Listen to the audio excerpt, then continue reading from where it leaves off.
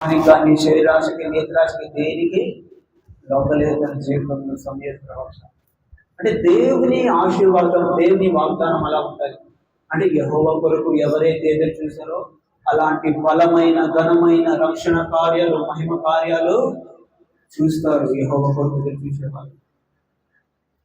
ఇజ్రాయేలీలు 400 సంవత్సరాలు ఐగుప్తు బానిసత్వంలో ఎట్టి పనులు చేయించుకొని వాళ్ళు నిందలు, బాధలు, అవమానాలు, దెబ్బలు తింటుంటే వారు యెహోవా యొక్క మొరలు పెట్టారంట. యెహోవా సన్నిధిలో గోజాడారంట. వాళ్ళు యెహోవా సన్నిధిలో ఎదురు చూస్తున్నారు ఆయన విడుదల, ఆయన రక్షణ. చూడండి ఒకసారి నిర్గమకాండం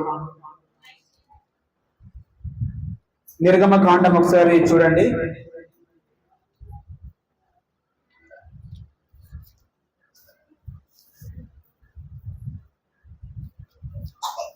నిర్గమకాండము 24-23 రెండవ అధ్యాయం. నిర్గమకాండము 2:23 చూడండి. రెండవ అధ్యాయము నిర్గమకాండం, పేజీ నంబర్ 46.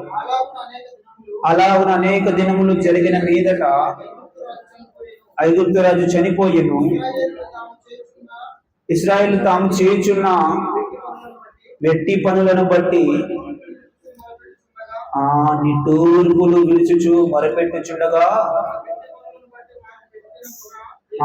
తమ వెట్టి పనులను బట్టి వారు పెట్టిన మొర దేవుని యొద్దకు చేరెను. అదేమని రాసింది?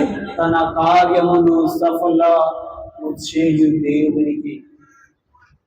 అంటే వీళ్ళు మొర పెట్టగానే దేవుడు మోషేను పంపించాడు 3వ అధ్యాయంలో. వీళ్ళు మొర విని నేను దిగి వచ్చి ఉన్నాను. అక్కడ చూడండి ఏమని ఉంది 24వ వచనంలో, కాగా దేవుడు వారి మూలుగులు విని అబ్రాహాము, ఇస్సాకు, యాకోబు